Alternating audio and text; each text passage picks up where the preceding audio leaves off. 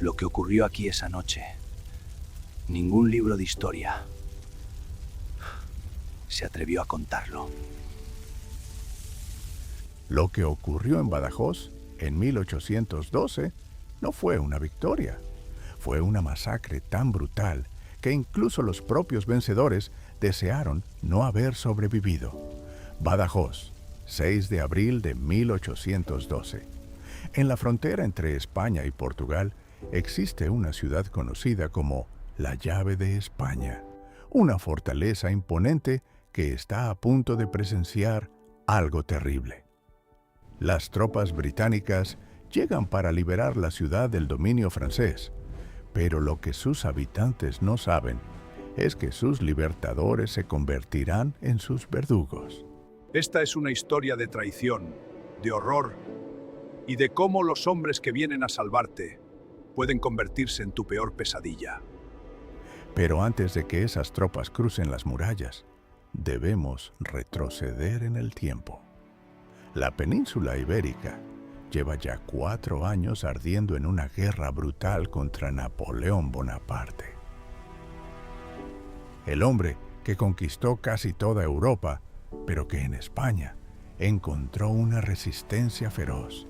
Los franceses la llaman la úlcera española, una guerra de guerrilla salvaje, donde cada pueblo, cada ciudad, cada montaña es un campo de batalla. Y en medio de este caos sangriento, hay una ciudad que se ha convertido en el premio más valioso, Badajoz.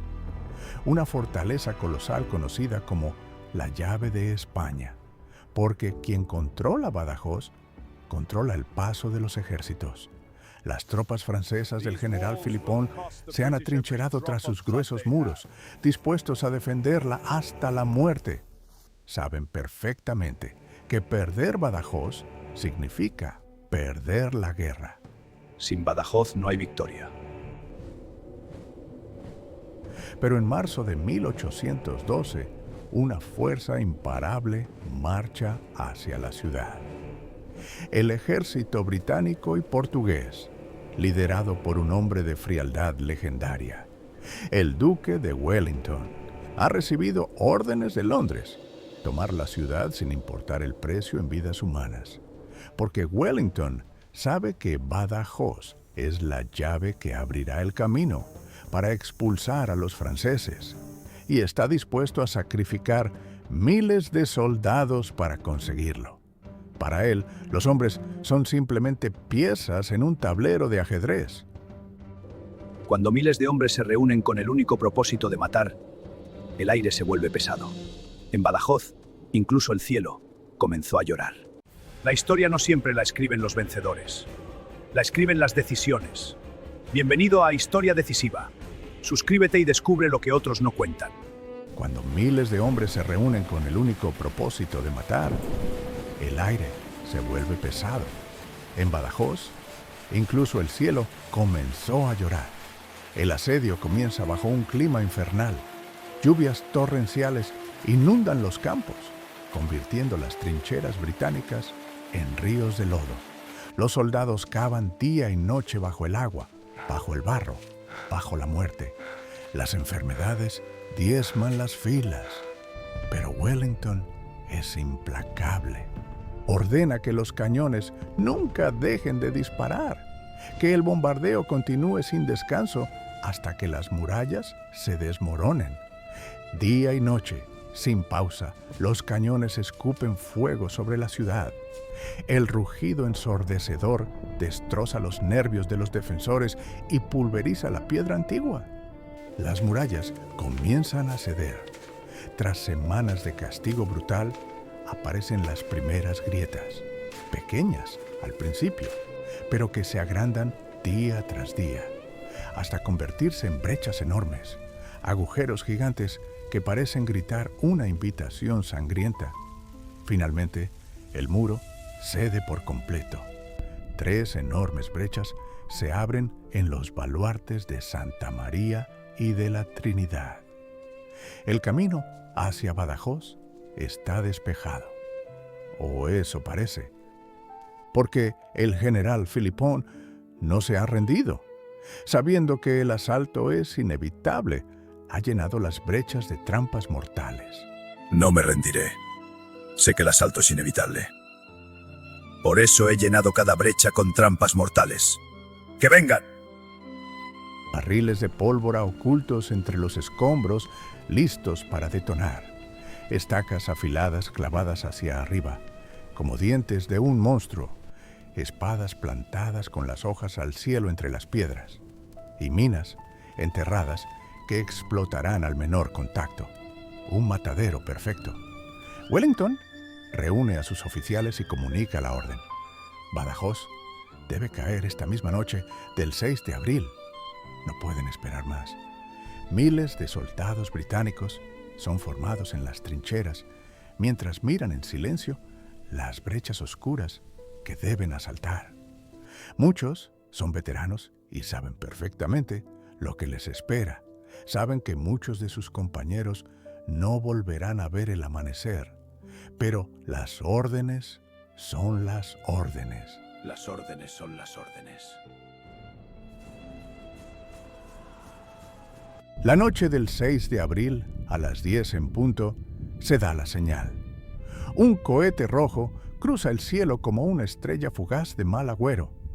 Y en ese momento, 4.000 soldados británicos salen de las trincheras y comienzan a correr hacia las brechas, hacia la muerte, gritando para darse valor.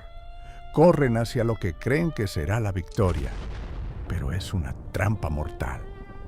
Cuando los primeros soldados llegan al borde de los fosos, una luz cegadora ilumina la noche. Los franceses han detonado las minas. La explosión es devastadora. Decenas de hombres vuelan por los aires despedazados, mientras sus compañeros quedan ciegos por el fogonazo.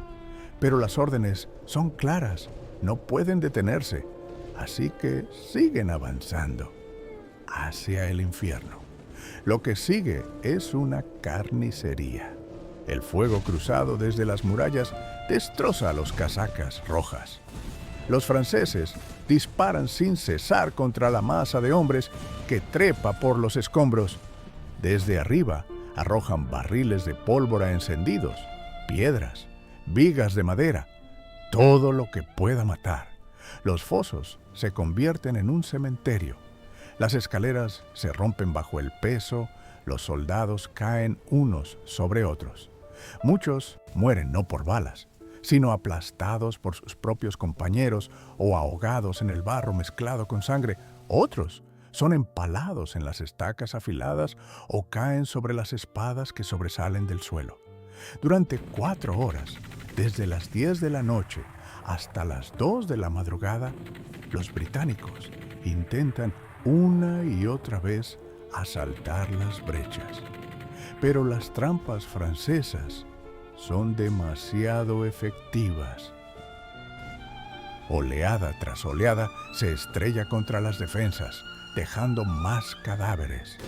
Los gritos de los heridos se mezclan con el estruendo, creando una sinfonía infernal. Al final de esas 4 horas, más de 4.000 soldados británicos yacen muertos, heridos, moribundos. Pero mientras Wellington observa con horror cómo sus regimientos son destrozados, otro grupo de soldados escala en silencio las murallas del castillo, usando el extremo opuesto de la ciudad, aprovechando que los franceses están concentrados en las brechas. Cuando llegan a lo alto y comienzan a matar a los defensores sorprendidos, los franceses comprenden. Han sido flanqueados. La batalla está perdida. Comienzan a rendirse en masa mientras los británicos que morían en las brechas finalmente entran en la ciudad. Wellington ha tomado la llave de España, pero el precio ha sido devastador.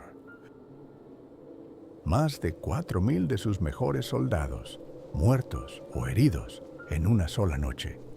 Los que sobrevivieron están en shock, traumatizados.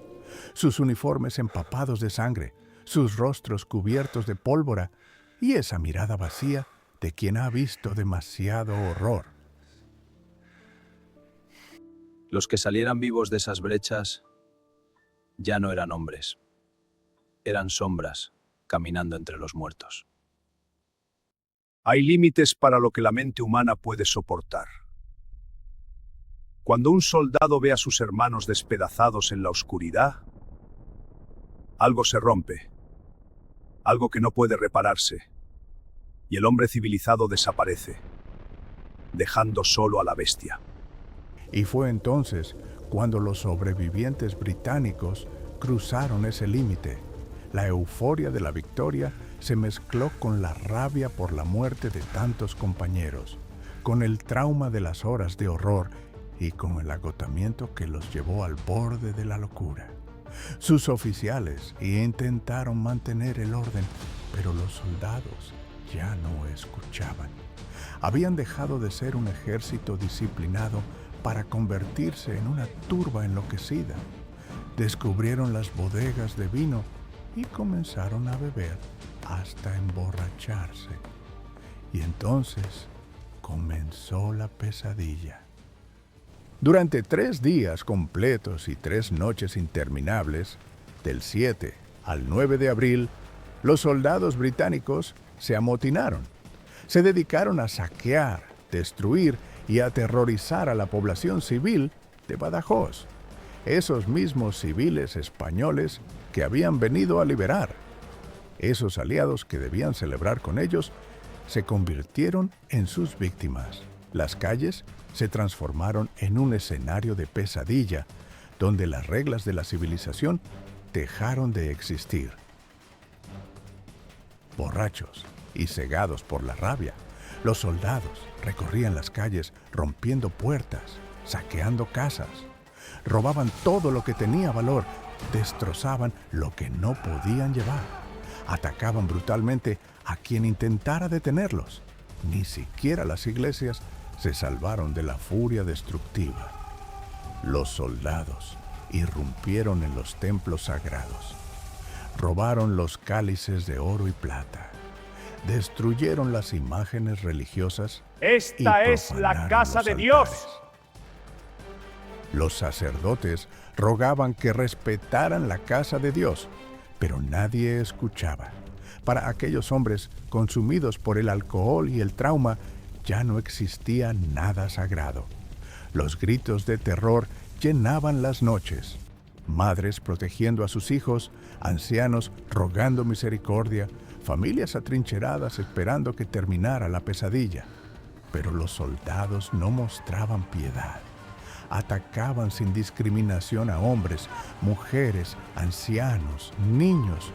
La ciudad que resistió semanas de bombardeo francés estaba siendo destruida no por el enemigo, sino por sus propios aliados. Wellington intentó recuperar el control. Cabalgó por las calles gritando órdenes, amenazando con castigos. Pero por primera vez en su carrera militar, sus órdenes fueron ignoradas. Los soldados ya no reconocían la autoridad de nadie. Cuando amaneció el segundo día, Wellington cabalgó hacia las brechas donde tantos habían muerto. Se detuvo ante la montaña de cadáveres británicos, cuerpos destrozados, mutilados, con los ojos abiertos, mirando al cielo. Y fue entonces cuando el famoso Duque de Hierro, el general que nunca mostraba emociones, se derrumbó. Las lágrimas comenzaron a correr por sus mejillas. Lloró por los hombres valientes que murieron siguiendo sus órdenes. Lloró por el honor del ejército británico. Lloró por una ciudad que vino a liberar, pero que ahora sus propios soldados destruían. Pero después de llorar, Wellington se secó las lágrimas y tomó la decisión más difícil. Si las amenazas no funcionaban, usaría el único lenguaje que aquellos hombres enloquecidos aún podían entender: el lenguaje de la fuerza bruta. Ordenó levantar horcas de madera en la plaza principal, horcas altas que se vieran desde todas las calles. Ordené para que levantar horcas en la plaza principal, altas, que se vieran desde todas las calles. para que nadie olvide quién manda aquí. Y cuando estuvieron listas, comenzó a ejecutar públicamente a los soldados más violentos. Los colgó uno tras otro, sin juicio, sin ceremonias, delante de sus compañeros, para demostrar que el saqueo tendría consecuencias mortales. Solo así, solo ejecutando a sus propios soldados, Wellington logró restaurar el orden. Los que aún estaban sobrios vieron a sus compañeros balanceándose en las horcas y comenzaron a comprender que el general hablaba en serio. Lentamente, la violencia disminuyó hasta que el tercer día se restableció la disciplina y Badajoz volvió a un silencio tenso, traumatizado. Cuando todo terminó, los números eran escalofriantes. Más de 4.000 soldados británicos muertos o heridos durante el asalto. Una cifra que superaba incluso la futura derrota de Waterloo. Pero además estaba el horror del saqueo. Cientos de ciudadanos españoles muertos, miles de familias destrozadas, iglesias profanadas, negocios destruidos. Una ciudad que sobrevivió al bombardeo francés, devastada en 3 días por sus supuestos libertadores. Y el honor del ejército británico manchado de una forma que tardaría décadas en recuperarse. Las cicatrices de Badajoz nos recuerdan una verdad terrible. En el gran tablero de los imperios, donde reyes y generales mueven sus piezas como dioses, los pueblos son solo peones. Mientras la historia, esa gran mentirosa, escribe sobre victorias gloriosas y derrotas heroicas, como si el sufrimiento de los inocentes, como si la sangre derramada en estas calles no importara. Pero las piedras de Badajoz recuerdan, siempre recuerdan. Suscríbete a Historia Decisiva, porque la verdad merece ser contada. Hoy, más de 200 años después, las murallas de Badajoz aún están en pie. Esas mismas murallas, bombardeadas por Wellington, esas mismas brechas donde murieron 4.000 británicos en una noche de horror. Esas mismas calles donde los libertadores se convirtieron en verdugos. Todo sigue ahí como testigo silencioso de uno de los episodios más oscuros de las guerras napoleónicas. Si algún día visitas esta ciudad en la frontera entre España y Portugal, si caminas por su casco antiguo y tocas sus antiguas piedras, recuerda que cada una guarda la memoria de aquellos días terribles. Recuerda que la historia no es solo batallas gloriosas, sino también traiciones, sufrimiento, horror. Esta fue la historia del asedio y saqueo de Badajoz en abril de 1812, el día en que los libertadores se convirtieron en monstruos, el día en que 4.000 hombres murieron tomando una ciudad que luego fue destruida por sus propios compañeros, el día en que Wellington lloró y tuvo que colgar a sus propios soldados para restaurar el orden. Una historia que nos enseña que en la guerra no hay buenos absolutos ni malos absolutos, solo víctimas. Que los aliados de hoy pueden ser tan peligrosos como los enemigos de ayer, y que al final, quienes más sufren siempre son los inocentes atrapados en medio del fuego cruzado de los imperios. Si esta historia te ha impactado, compártela, dale like, suscríbete al canal, porque hay demasiadas historias como esta que merecen ser contadas. Momentos decisivos en la historia donde un pequeño cambio, una decisión diferente, podría haber salvado millones de vidas. Nos vemos en el próximo video de Historia Decisiva.